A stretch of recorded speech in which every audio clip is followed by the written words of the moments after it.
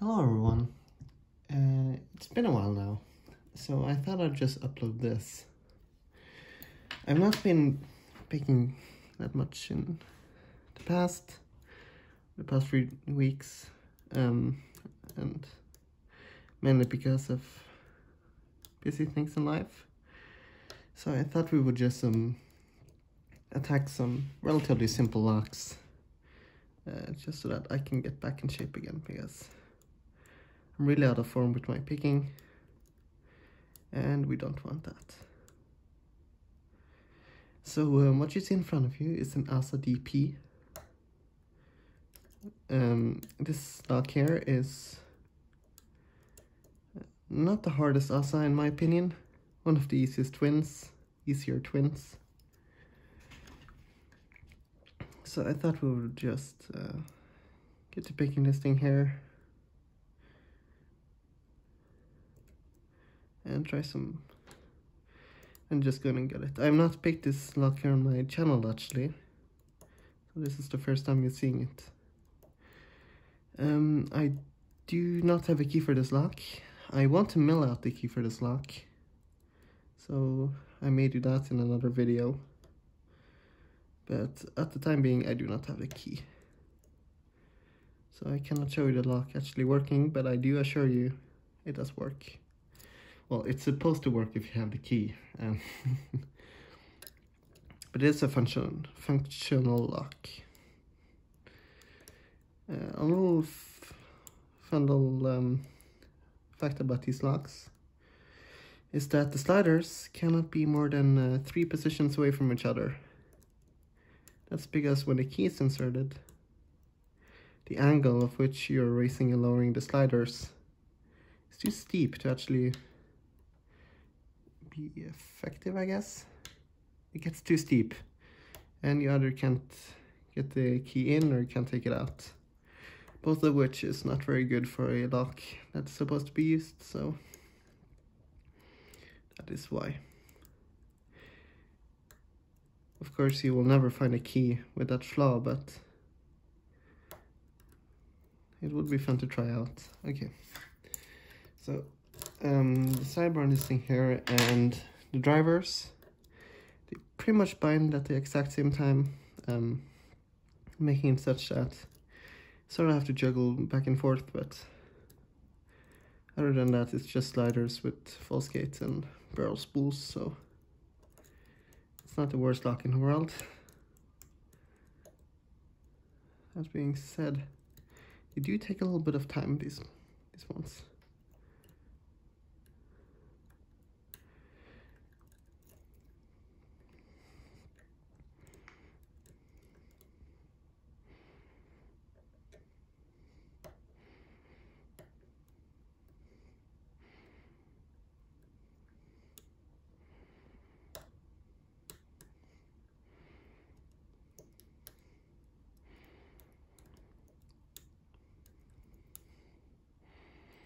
Hopefully I can get the key milled out for this lock here not too long.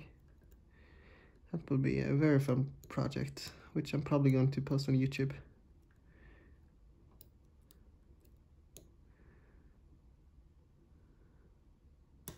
Ooh, come on. Huh. Weird. The starter seems like it's in a gate at the bottom and at the top. I've not taken this thing apart in a while. I can't really remember if it's even has. No. Master keyed sliders just have a wider gate. It's probably just something weird with the binding order. Has to be it, right? Probably.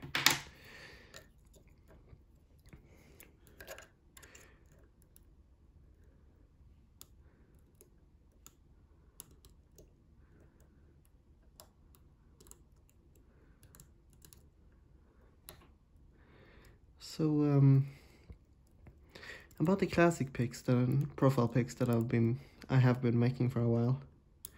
Apparently this was actually a little bit annoying here. The import tax on basically everything in Norway has changed, and if I want to import just, you know, like small rods of steel, I need to be paying like £250 for 10 of them.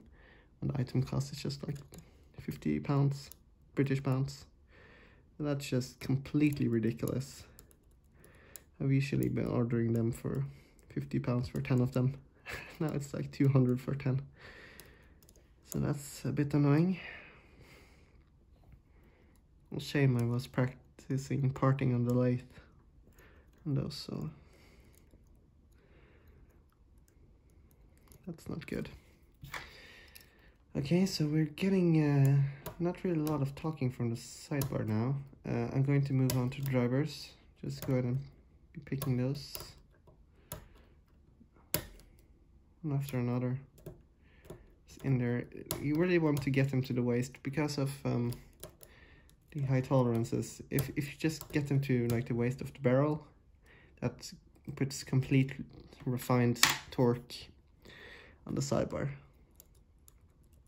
Even though it's just like a probably like 40 microns worth of difference on the actual pins.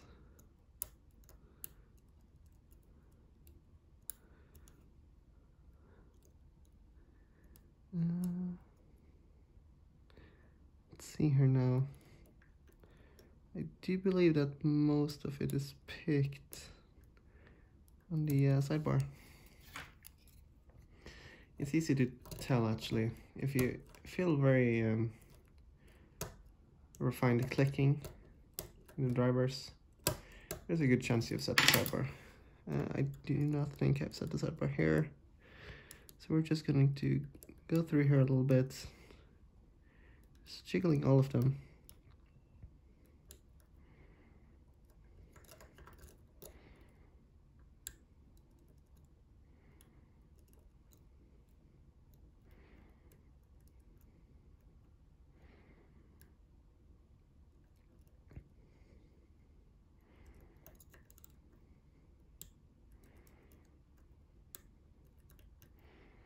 What I really like about this design is that they do not have springs on the sliders. So less springs. Do have springs on the sidebar, but that's alright. That's something that I don't really like about the combi. Although the Assa springs are pretty good springs. I had a combi on this door here on this house, which is like, I don't know, maybe 24-ish years old. Springs are still perfectly fine, but if they're full of sand and stuff, maybe you're using them in a marine environment or in a desert or whatever, they tend to not fare so well there. So the lock will actually stop working because the pins cannot drop. So that's not good. That's what I really like about here. It's because it's only the drivers that really need a spring. So a very weather resistant lock, this one. That's always nice. We want our locks to last, especially when they're this expensive. I got this one here for free, but if I wanted to buy one here with I don't know, like 3 keys ish, it'll set you back about 400 euros or so. Pretty expensive. Pretty expensive. But it's definitely well worth it. These locks here are usually used on very secure buildings, commercial buildings and all of that, so I guess they can afford it. It's definitely worth it. Definitely. This one here is the indoor side, so you can't really see the drill protection, but holy moly, these things here. Outside is just packed with drill protection. Really good. That's things that I really like to see. Although there are limits for how far hardened steel inserts can take you. You know, like it'll stop a cobalt drill, but once you get into carbide diamond burrs, they will not stop those. Those will just chew right through.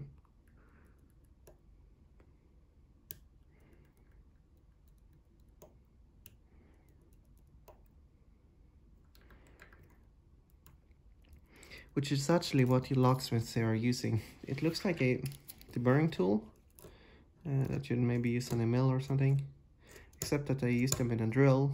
They're diamond steel, so diamond impregnated steel. They're actually really, really good for what they do. Just I watched the video of it getting shoot through, and it was actually really quick, and that was a Assa twin combi, I believe. So not even a bad lock.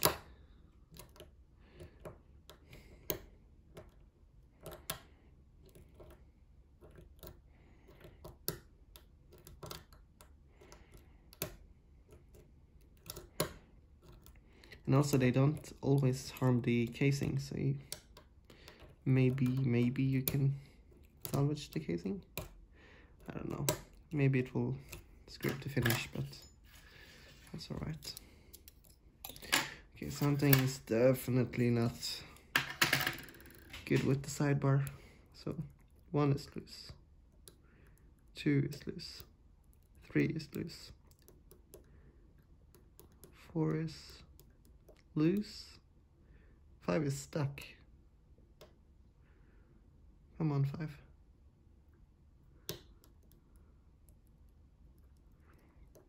5 is now also loose. 1 fell down. 2 is loose. 3 is loose. 4 is kind of loose. I'm not entirely sure if it's good or not, but we'll see.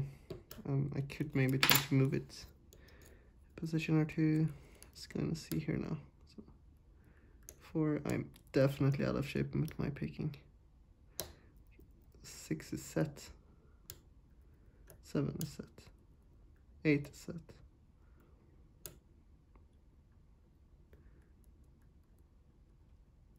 9 is set.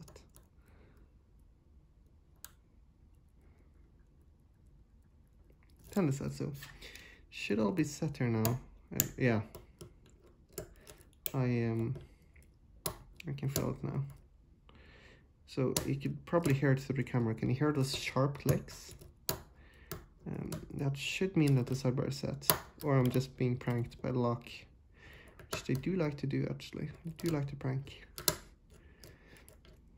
What can also happen is because as you're forcing the barrel spools through the countermilling, it will actually have to retract the plug just like a 1/10 of a degree, and that will actually that could actually potentially drop some of the sliders. You just shake them out of position a little bit. Not really a big deal, you can just sort of shake them right back, but as you can see here now, not getting any more clicks, so just gonna go back to the sidebar, just feeling around here.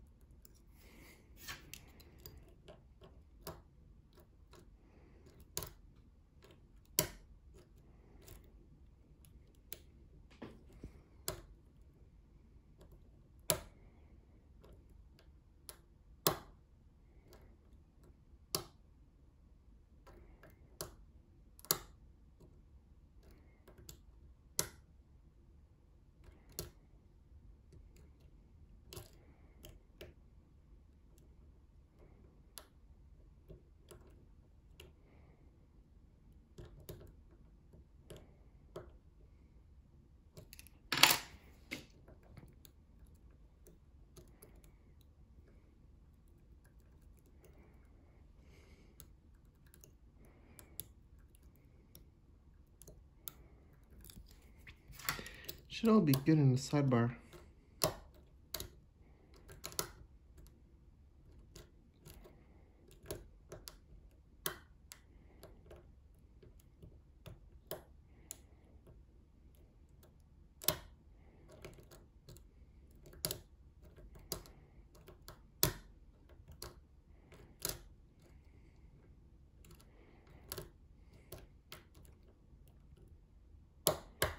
Oh, and there we go. Yeah, the C-clip is not really in. I might have lost it. Okay, don't tell anyone that. Might have lost the C-clip, but it doesn't affect the picking at all. It just makes it so that when you actually do get it open, it could drop the core out. So I'm going to slowly readjust the camera here. We don't need anybody. Oh, it's fake. Oh, it's fake. No, it's not.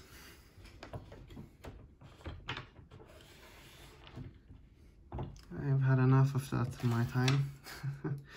Makes picking a bit motivating. Just getting called out for all sorts of nonsense. Okay, so you can see it's picked. Definitely picked. I don't have my follower right here, so what I'm going to do is snap it back into position. And these guys here are all top loading, so we can get that out right there. And let's go ahead and drop this one and drop that one. Come on. There we go. I don't have a key, so I don't really care about the order of these guys here. If I drop a key pin out and I mix that up, it's not really a big deal for me. Come on. Let's go ahead and see here. I think, yep, let's say key pin. We don't need to put them out of order on purpose. I think I have a picture of it where they're all arranged. That was the first time I took it apart. So maybe I'll have to use that afterwards. It doesn't really matter though. So I'm gonna put that there. And this one here is not out. This one here I meant. So 1, 2, 3, 1, 2, 3, it's not out. I'm not mixing them up. Just as I said that. Okay, that was the last one. And then here, number 5. Get out of there. Come on. That was number 3. So we only have number 4. Oh. That was me almost knocking over the tripod. Yeah, I forgot. I actually managed to pinch this spring in between the shear line. Don't tell anybody I did that either. Okay, so we have done that. Now now we can just, let me get that out. And here you can see what's interesting. So here you can see what's interesting. So I'm just gonna take the sidebar out. Now this is just the sidebar code is not imprinted on the sidebar. So the sidebar is just like that. It's laying in like that. I could put that over here. Now I'm going to be putting them like this. I'm just gonna put them like that actually. So I'm just gonna put them out. Come on.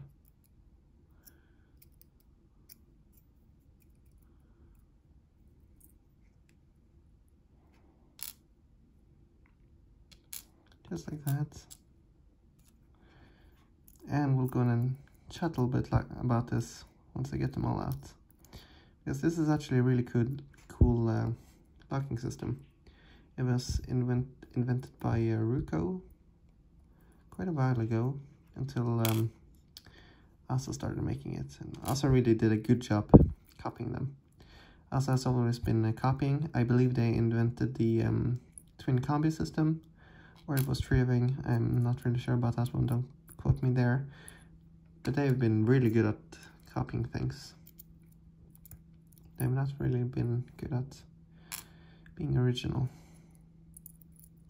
which I found quite upsetting. Okay, so most of this, and here are some sidebar springs. I'm not gonna even take those out there, not really anything. Just put some spring pressure on the sidebar, so that when you turn the lock around, the sidebar springs out. You extract the key, you're gonna reset the sidebar. It's just for a smoother operation. So what do we have here? So I said it was 10 sliders and 6 barrels. I believe I said that. If not, I'm saying it right now. And this is what we have. So we have, I'm just gonna start off with the boring stuff. We have barrels and countermilling. Of course, since this is an Assa lock, we have barrels and countermilling. They really like this.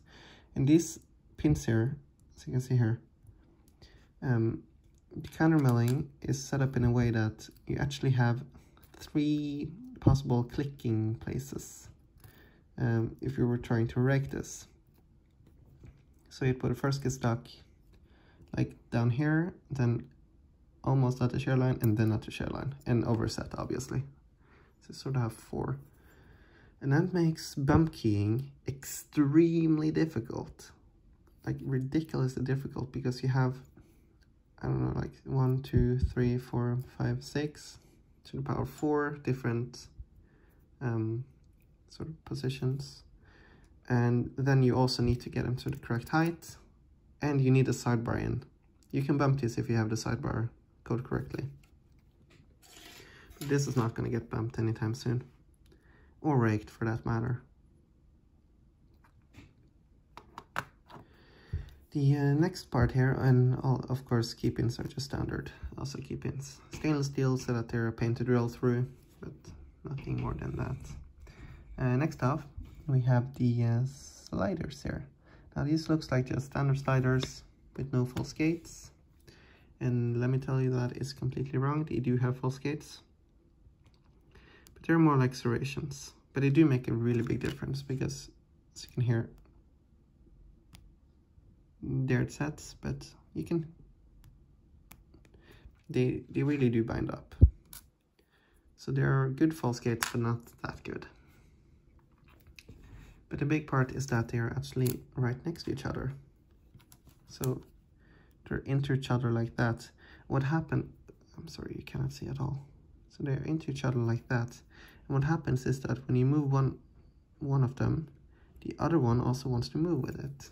Especially if you have a little bit of grease in it. Making it such that you actually will interrupt the other sliders once you're trying to pick them. And all of this, combined with the fact that the drivers and sidebar bind at the exact same time, makes this lock here actually pretty good. Not gonna lie, but it's not like really good compared to other Assa locks. By the way, what I meant with picking them to the waist is that normally they're in like that, and when you go and pull them a little bit out, then the core gets rotated just a little bit, making it so that the sidebar will push in and bind independently. So that's good. Anyhow, that was the Assa DP picked and my little training session for the week.